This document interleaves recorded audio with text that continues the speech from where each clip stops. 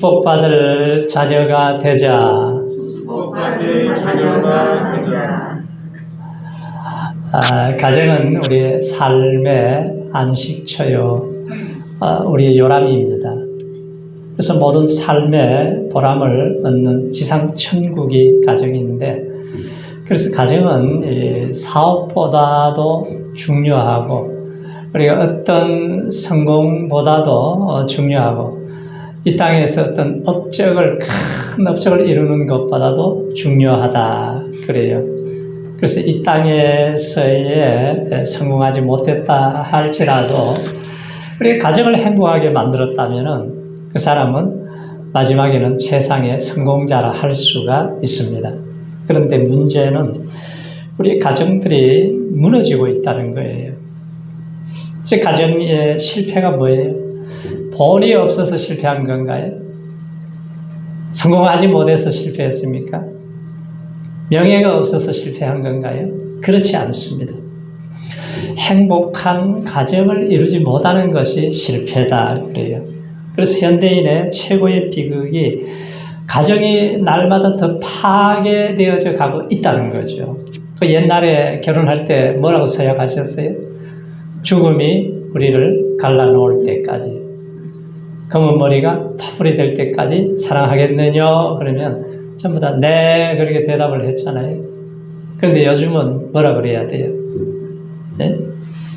요즘은 성격 차이가 우리를 갈라놓을 때까지, 식어진 사랑이 갈라놓을 때까지 이렇게 바꿔야 될 것 같아요. 자, 가정이 무너지면은 사회가 무너지죠. 나라가 무너지고 나아가서는 전 세계가 무너지게 되어 있습니다. 그래서 우리 가정의 위기가 뭐냐? 자, 가정의 기본적인 효가 무너져 버렸다는 거죠. 옛 철인들은 말하기를 효는 모든 윤리와 도덕의 근본이라고 했습니다. 그런데 요즘 보면은 자식들이 부모를 버리기도 해요. 어떤 집안에는 며느리가 정심을 안 준다고 그래요. 그래서 맨날 굶고 있다고 그러는데, 또 자녀들이 그냥 부모를 때려가지고 학대를 하는 그런 경우도 있습니다.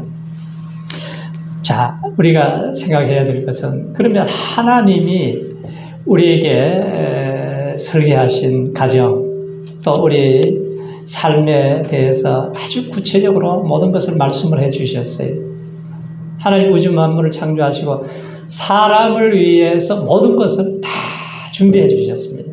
그래서 에덴 동산은 낙원이죠. 풍성한 삶, 조금도 부족함이 없는 삶을 주셨는데, 근데 아담과 하와가 죄를 짓자 이 죄가 들어오면서부터 사람들이 질서가 깨어지고 죄성으로 인해서 파괴되고 살인이 일어나고 삶이 방황하고 엉망진창이 되어버렸어요. 그래서 하나님의 큰 사랑이 뭐냐면 우리에게 십계명을 주신 거예요. 하나님의 계명을 주셔서 행복하게 하시고 이 질서를 따라서 행복하게 살라고 주신 거예요. 그래서 신명기 10장에 보면은 너의 행복을 위해서 하나님이 우리에게 요구하시는 것이 있습니다. 그 요구하시는 것이 몇 가지 있는데, 첫 번째는 뭐냐면은 여호와를 경외하라고 그래요. 그리고 하나님의 도를 행하라. 하나님을 사랑하라고 그래요. 마음을 다하고 성품을 다해서 하나님을 잘 섬겨라. 그리고 너에게 명령한 법도와 규례를 지켜 행할 것이 아니냐. 너의 행복을 위해서 하라는 거죠. 우리를 막 올무에 묶어서 우리를 괴롭히기 위해서 하라는 것이 아니에요. 그래서 십계명을 우리가 크게 두 돌판에 새겨준 것을 보면은 첫 번째 1계명에서 4계명은 하나님을 경외해야 된다. 하나님을 두려워해야 된다. 그리고 둘째 돌판의 첫 번째 말씀이 뭐예요? 부모를 공경해야 된다. 이 말씀을 한 거예요. 부모를 공격하라는 것이 아니고 공경하라고 그랬어요. 자꾸 어떤 아이들은 요즘 부모를 공격하라 이렇게 읽는데, 자, 하나님께서 두 부류의 사람들이 살아가는 모습을 성경 전체에서 우리에게 말씀해 주고 있어요. 한 부류의 사람들은 어떤 사람들이 부모 말을 거역하고 불순종하고 부모 마음에다 못을 박고 아주 평생 한이 되게 하는 자녀들이 있습니다.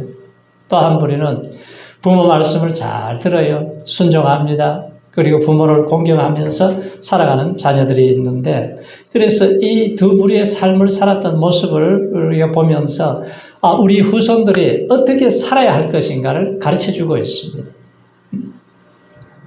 우리가 지난주에 본 그 노아의 세 아들 모습을 보았잖아요.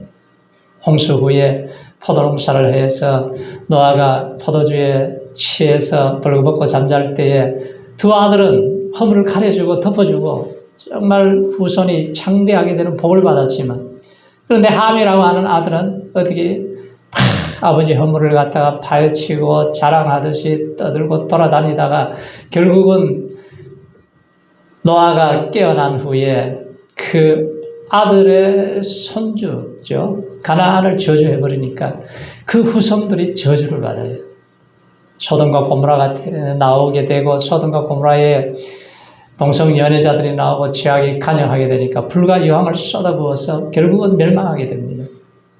그리고 엘리 제사장의 가정에 홈니와 비나스라고 하는 아들이 있는데, 이 아들은 제사를 돕는 일을 하는데 불량자라고 그래요. 하나님을 알지 못하더라고요. 이제 가마솥에다 고기를 이렇게 삶아서 제사를 드리기 준비하는데 그걸 갈고리로 찧어가지고 자기 마음대로 건져 먹어버립니다. 그리고 불로 태우기도 전에 고기를 달라고 그래요. 탈취를 해가요. 수정도는 여인들과 동침을 하게 되고, 그래서 그 아버지가 그걸 알게 돼서, 야, 어찌하여 이런 일을 행하느냐, 이 악행을 모든 백성이 듣고 있지 않느냐고 나무라도 말을 듣지를 않아요. 사람이 사람에게 범죄하면 하나님께서 판결하시지만 사람이 여호와께 범죄하게 되면은 누가 위하여 간구하겠느냐. 그 아들이 아비의 말을 듣지 아니하였으니 이는 여호와께서 그를 죽이기로 결정하셨더라. 그 나라에 이제 블레셋과 전쟁이 일어나지. 전쟁이 일어나서 이제 홈니와 비나스 두 아들이 전쟁터에 나갔는데 치열하게 전쟁을 하다가 어떤 사람이 쫓아와서 보고를 합니다. 홈니와 비나스가 전쟁터에 나가서 죽어버렸습니다. 이 보고가 와요. 자, 구약 시대에는 이 불효에 대해서 굉장히 엄하게 말씀을 하세요. 신명기 21장에 보면 사람에게 완악하고 패역한 아들이 있어 그 아비의 말이나 어미의 말을 순종치 아니하고 부모가 징책하여도 듣지 아니하거든 그 부모가 그를 잡아가지고 성문에 이르러 그 성읍 장로들에게 나아가서 그 성읍 장로들에게 말하기를 우리의 이 자식이 완악하고 패역하여 우리 말을 순종치 아니하고 방탕하여 술에 잠긴 자입니다. 그러면은 모든 사람들이 듣고 돌로 쳐서 죽였어요. 네. 그래서 악을 제해서 사람들로 이러한 죄를 짓지 않도록 두려워하게 했다고 그랬습니다. 하나님 보시기에 패역하고 부모의 마음을 찢어놓고 온 동네에 나쁜 영향을 주는 것은 악을 제거해야 된다. 그래서 구약시대는 돌로 쳐서 죽게 했습니다. 자, 오늘날 이 말씀을 적용한다 그러면은 돌에 맞아 죽을 놈들이 얼마나 많겠어요. 네? 그 부모의 거역한 대표적인 아들 중에 하나가 누구냐면 압살롬이 있습니다. 압살롬. 자, 이 아들이 누구의 아들이에요? 다윗 왕의 아들이에요. 왕의 아들인데 이 집안이 좀 복잡하잖아요. 그 암논이라고 배다른 이제 암논이 다말을 보고 상사병에 걸려가지고 결국은 속여서 간음을 하게 되고 그리고 쫓아내버립니다. 그래서 이 압살롬이 막 화가 나가지고 말이죠. 이놈을 내가 가만 안 둔다. 반드시 내가 죽인다. 그러더니 이제 양탈 깎는 장치를 하면서 불렀어요. 불러가지고 이제 그 술을 잔뜩 마시게 해서 술이 취하게 한 다음에 때려서 죽여버렸습니다. 그러니까 다윗의 집안의 아들이 집안에 이런 꼴이 일어나는 거예요, 지금. 네? 그래서 압살롬을 유배를 보내죠. 유배를 보내놨다가 이제 시간이 지나니까 이제 돌아오게 했는데 이 아들이 마음이 삐뚤어져 버렸어요. 삐뚤어지니까 맨날 아버지를 반역하는 거예요. 그 백성들의 마음을 도적질해가지고 전부 자기 편으로 만들더니 쿠데타를 일으켜서 아버지를 왕국에서 쫓아내고 맨발로 도망가게 만들었습니다. 그리고 후궁들을 말이죠. 대낮에 범하고 내가 왕이다 교만을 떱니다. 장은석 기자가 뭐라 그래요? 아비를 조롱하며 엄히 순종하기를 싫어하는 자의 눈은 골짜기에 까마귀에게 쪼이고 독수리 새끼에게 먹히리라 그래요. 그러니까 이 불의한 놈들은 골짜기 다닐 때 조심해야 돼요. 네. 이 압살롬이 잘 생겼습니다. 머리가 막 얼마나 기는지 막 뒤에 말이죠. 허리 밑으로 내려갈 정도로 머리를 길러가지고 막 찰랑찰랑 하면은 막 햇빛이 비치면은 멋있어요. 껍데기는 멋있어야죠.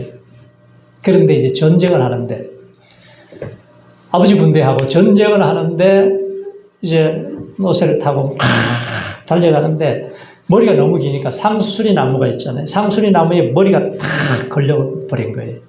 그러니까 도롱도롱 매달려가지고 꼼짝을 못하게 됐습니다. 그래서 요압 장군이 가서 칼로 찔러서 죽이게 돼요.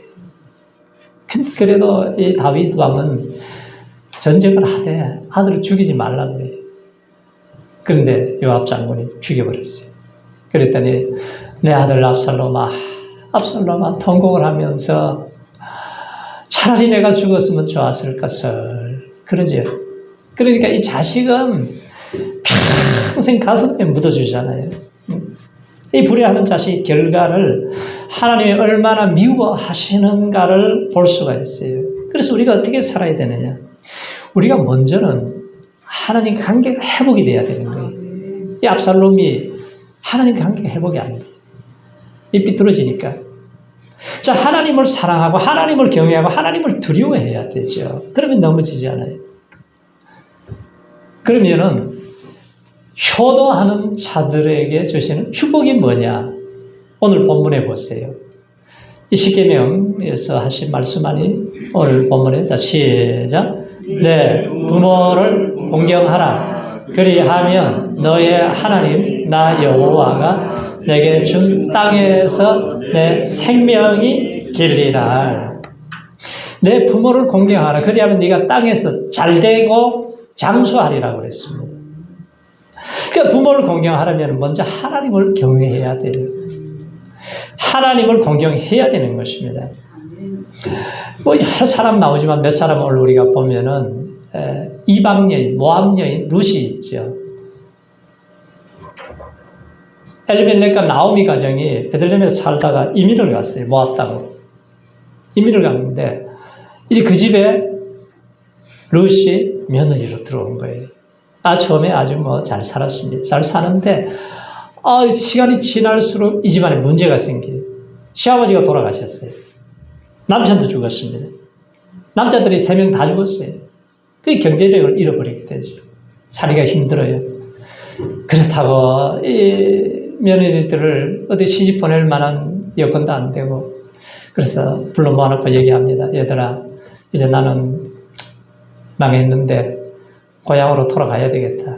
그러니까 너희들 집으로 돌아가서 앞으로 좋은 사람 만나서 잘 살았으면 좋겠다. 그래요.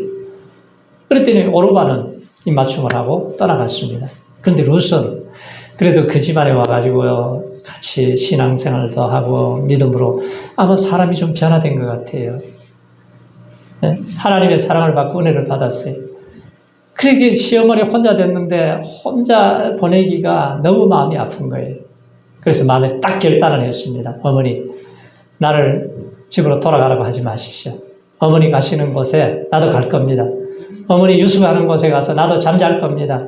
어머니 죽는 곳에서 나도 죽어서 장사될 것입니다. 나를 떠나라 그러면은 하나님이 벌을 내리시기를 바랍니다. 그러는 거예요. 그 며느리를 생각할 때에 시어머니 입장에서는 우리 집안은 희망도 없고 이제 경제력도 없고 망한 집안인데 자식도 없고 시집도 보낼 수도 없는데 고생만 시킬 것 같으니까 가라고 그러는데 이렇게 단호하게 하니까 어쩔 수 없이 같이 이제 고향으로 돌아왔어요. 돌아왔는데 먹을 것이 없잖아요. 그러니까 이제 농사철이라 이제 밭에 가면은 이제 이삭이 떨어진 거 있을 거 아니에요. 이제 그걸 주워서 어머니와 함께 식사를 하고 살아가게 됩니다. 근데 어느 날 이제 보아스라고 하는 밭에 가서 일을 하는데 얼마나 부지런히 일을 하는지 말이죠. 그리고 소문이 금방 나잖아요, 동네에.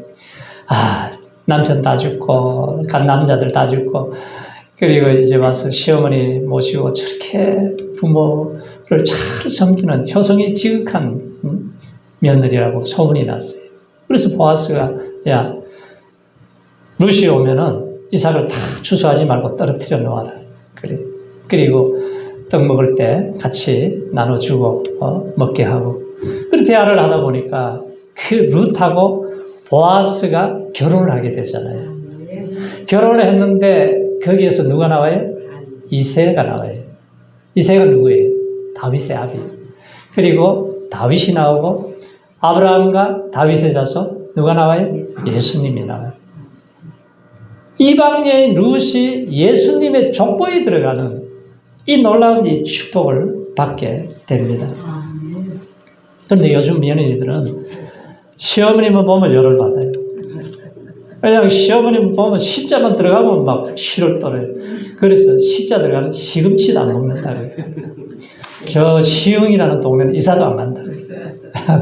시청 지나갈 때 눈 감고 간다 그래요. 그리고 룻을 바라보면서 우리가 생각을 바꿔야 돼요. 그리고 부모에게 참 공경했던 그 아들 중에 우리가 이삭을 생각해 봐야 돼요. 이삭은 아버지가 100세 낳은 아들 아니에요. 얼마나 귀한 아들입니까? 그런데 어느 날 하나님이 테스트를 하는데, 야, 모리아 산에 가서 번제로 드리라는 거예요. 아니, 그 아들을 칼로 죽여가지고 각을 떠가지고 태워서 드리는 것이 번제잖아요. 이게 보통 시험이에요. 그런데 아버지 순종도 중요하지만 그 아들이 이제 묶어서 결박을 할 때에 그대로 순종을 했다는 거예요. 아버지 이길 수 있는 힘이 있습니다. 청년이니까. 그런데 그대로 순종을 해요. 그렇게 하나님이 그걸 보시고 성경의 3대 거부 중에 이 이삭이 거부가 되게 만들어주세요. 압살롬은 일찍 죽었지만 이삭은 장수하죠. 압살롬은 젊을 때 죽었지만 이삭은 180세까지 살았습니다. 근데 요즘은 참 아버지들의 순환 시대예요. 이 시대의 아버지들은 점점 설 자리를 잃어가고 있습니다. 가족 안에서 권위를 잃어버렸어요. 일터에 가면은 언제 밀려날지 걱정스럽습니다. 사회에서 존경받지 못하고 개인적으로도 자존심이 사라지고 아내와 자녀들로부터 버림받는 아버지들이 많이 있습니다. 위기의 시대예요. 자, 아버지가 아무리 초라해도 무시하면 안 됩니다. 세상 방법 따라가면 망하는 거예요. 아버지는 가정을 위해서, 자녀들을 위해서 평생의 젊음을 불살라서 일하신 분들 아니에요. 그러니까 존경받아야 될 아버지인데 요즘 세상이 이상해졌어요.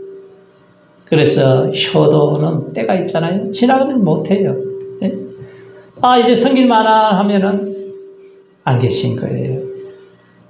그리고 우리가 또 요셉을 우리가 보고 배우는 것은, 자, 요셉이 하나님을 그렇게 사랑하고 공경하고 부모를 사랑하고 부모 말씀을 정말 순종 잘합니다. 그러니까 순종의 자녀가 복을 받아요. 아버지가 어느 날 심부름을 시키는 거예요. 야, 형들 지금 양 치고 있지 않냐? 양을 치고 있는데 지금 세겜에 있다. 세겜에 가서 안부를 보고 오라고 그랬어요. 그러면 세겜까지 거리가 얼마나 되냐 하면은 80km예요. 80km를 자동차로 가면은 한 2시간이면 가지만 걸어가야 돼. 근데 세겜에 도착을 했는데 형들이 안 보이는 거예요. 그래서 동네 사람들이 물어봤더니 어디로 갔냐고 그랬더니 도단으로 갔다는 거예요. 도단까지 거리가 얼마냐? 20km입니다. 그러니까 100km를 걸어가서 형님들이다 하고 막 기뻐서 형님들 하고 부르는데 형들은 뭐라 그래요? 야, 저기 꿈꾸는 놈 온다. 우리가 죽여버리자 그래요. 왜 아버지 사랑을 너무 받으니까 이 미움이 이 가슴 속에 사무쳐 있었어요. 죽여버리자는 거예요. 구덩이에 던졌는데 물이 있었으면 죽었습니다. 그런데 물이 없어서 살았지요. 그러다가 이들이 빨리 아버지 안부를 가져가야 되는데 아버지에게 가야 되는데 소리쳐도 애원해도 희닥거리면서 이들은 듣지도 않아요. 인신매매단 같이. 이스마엘 상인이 지나가니까 그때 돈 받고 팔아버렸습니다. 종으로 팔려가요. 보디발의 집에 갔습니다. 왕의 경호대장 집에 가가지고 일을 하는데 하나님이 함께 하시니까 그 집에 복을 주는 거예요. 그러니까 세상 사람 눈으로 봐도 너가 하나님과 함께하는 사람이구나. 하나님이 너에게 복을 주시는 거 이걸 깨닫는 거예요. 그런데 마귀는 또 하나님의 사람이 잘 되면 가만히 있지 않잖아요. 그 집에 보디발의 마나님이 자꾸 유혹을 하고 손을 잡고 그런데 뿌리치고 도망가 버렸더니 누명을 뒤집어 씌워가지고 감옥에 들어가게 되었습니다. 이렇게 억울한 일이 어디 있어요. 그런데 하나님의 사람은 그걸 이길 수 있는 힘이 하나님이 공급하시는 거예요.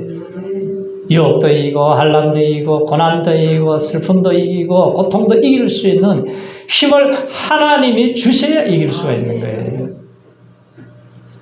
그 안에서 누구를 만납니까? 술 맡은 가는장을 만나서 꿈을 꾸고 근심하고 있는데 요셉도 코가 석자나 빠진 사람이 왜 이렇게 근심빛이 있습니까? 물어보고 그 꿈을 해석해 줬더니 전직이 회복되었습니다.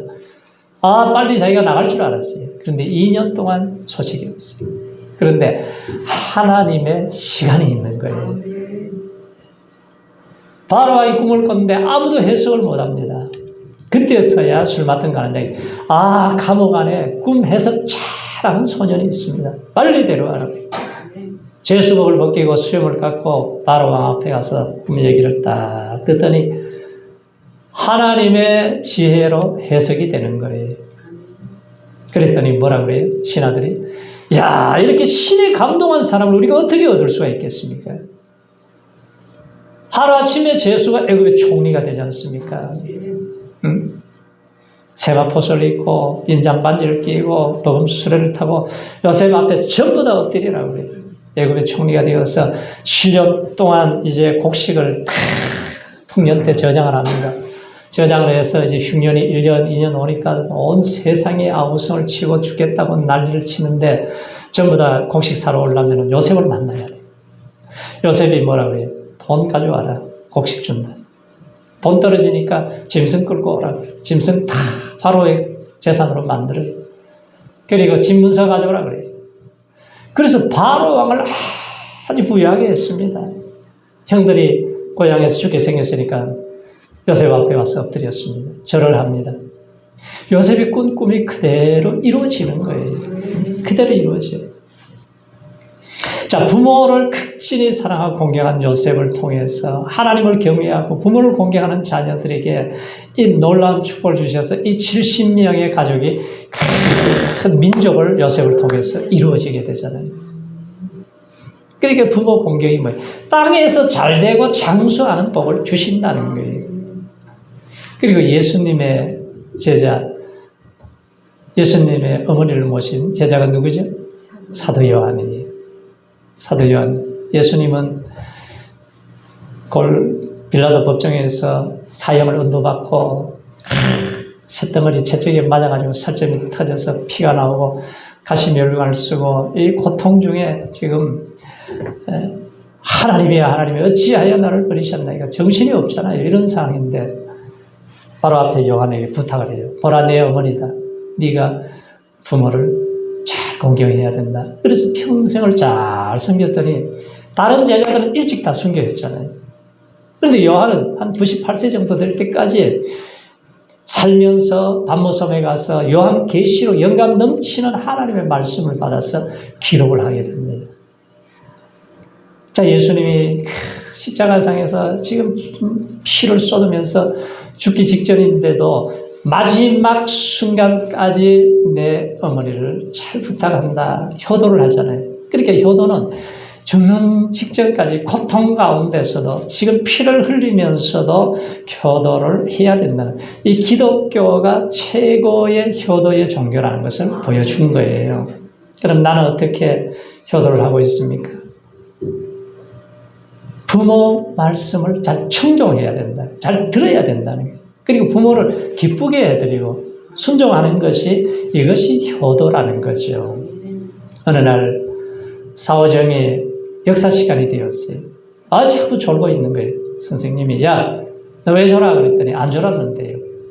그러면은, 안 죽은 의사를 누가 죽였어? 그랬더니, 절대로 저는 안 죽였습니다. 자, 속이 터져요. 요즘 애들 때릴 수도 없잖아요. 그래서 아버지 데리고 와. 아버지 모시고 오라고 그랬어요. 아버지 모시고 왔습니다. 요즘 아드님이 자꾸 수업 시간에 조는데 집안에 뭔 일이 있습니까? 그랬더니, 아니요, 뭔 일이 없습니다. 그런데 안 죽은 의사를 누가 죽였냐? 그랬더니, 아버지 깜짝 놀라면서, 아이고, 선생님, 무슨 말씀을 그래 하세요? 우리 아들이 병이 나서 병원에 자주 가긴 하지만 절대로 의사를 죽일 아들이 아닙니다. 그러는 거예요. 그러니까 이 사람의 말을 잘 들어야 되잖아요. 무슨 뜻인지 알고 우리가 들어야 돼요. 우리가 하나님의 말씀도 하나님의 뜻대로 우리가 들어야 됩니다. 자기 뜻대로 해석하고 자기 방법대로 듣고 아버지의 말씀을 들어도 그냥 자기 뜻대로 얘기하고 자기 뜻대로 고집을 부리면은 그거는 효도가 아니라는 거예요. 그래서 부모를 우리가 제대로 공경하려면은 연세가 드실수록 이 연약함을 이해를 해야 돼요. 연세가 드시면은 기억력이 떨어져요. 인지력이 떨어집니다. 마음도 소심해져요. 잔소리가 자꾸 늘어나요. 말이 많아지잖아요. 질병에 대한 면역력이 약합니다. 그래서 병에 자주 걸리고 장염 치료를 하게 됩니다. 요즘 보면은 자식 새끼나 개 새끼들은 몸살만 나면 그냥 막 병원에 막 데리고 가는데 부모는 병이 나도 신경도 안 써요. 그냥 개새끼들은 말이죠. 막 염색도 해주고, 그런데 부모 머리는 염색도 안 해줘. 응? 그리고 개새끼는 장례식도 그래 잘 치러주고, 얼마나 많이 울어주는지 몰라요. 사람 죽은 것보다 더 울더라고요, 요즘. 네. 부모가 막 편찮으시면 어디를 그렇게 싸돌아 다니라고 막 병나지 그러면서 이런 자녀들에게 한마디 해줘야 돼요. 야, 너도 내 나이 돼봐라 이런 말 하래. 그러니까 우리가 이 얘기를 잘 들어야 돼요. 이해를 해야 돼요. 집에 맨날 오지 말라고 바쁜데 오지 말라는 얘기가 아니죠. 괜찮다는 괜찮은 게 아니에요. 아파도 안 아프다 그러는데 안 아픈 게 아니죠. 근데 그걸 조금 해석하게 되면 도사가 됐는데 그때는 이미 때가 늦어버립니다. 우리가. 그 연세가 드시면은 자꾸 집에 가면 돈 훔쳐갔다고 그러잖아요. 반지 훔쳐갔다고 그래요. 그래가지고 막 싸웁니다. 일어나고 물고 싸워요. 그리고 전화도 안 해. 한 달 동안. 경찰서 전화가 와요. 이런 분이 있는데 우리 아버지인데 모시고 빨리 가라고. 그러니까 자꾸 돈 훔쳐갔다 그러면 치매 검사해야 될 때예요. 그 싸울 때가 아니라고요. 그러니까 시간이 가면 갈수록 자꾸 어린 아이 때 얼마나 세심하게 잘 키워줬잖아요. 그러니까 나이가 들면은 어린 아이 돌보듯이 돌봐줘야 돼요. 그 기회를 놓쳐버리면은 이게 불효가 되는 것입니다. 어떤 집안에도 보면은 그렇게 예수 믿으라고 복음을 전하고 해도 복음만 나오면 싸우는 거예요. 얘기만 나오면 싸워. 그래 하다 안 되니까 나중에는 집에 가가지고 이분이 편지를 쓰기 시작해요. 편지를 한 통 쓰고 10통 쓰고 20통 쓰고 계속 쓰고 편지는 보내면은 계속 보는 거예요. 2번 보고 3번 보고 보는 거예요. 그래서 결국은 예수를 믿게 되고 변화가 되어버렸습니다. 그러니까 우리가 가장 큰 효도는 뭐예요? 예수 믿고 천국 가게 해드리는 것이 가장 큰 효도가 될 줄로 믿습니다. 오늘 우리가 할 일이 얼마나 많아요. 얼마나 분주하고 우리가 바빠요. 그래서 우리 가정에 자녀들도 돌봐야 되고 회사 일도 봐야 되고 바빠요. 그래도 부모를 우리가 잘 공경하고 건강한 가정으로 세워가시기 바랍니다. 회복하시기 바랍니다. 성장하시기 바랍니다. 빛이 되시기 바랍니다. 그래서 하나님이 원하시는 천국 같은 가정을 잘 이루어가는 복된 가정들이 다 되시기를 축원합니다. 할렐루야.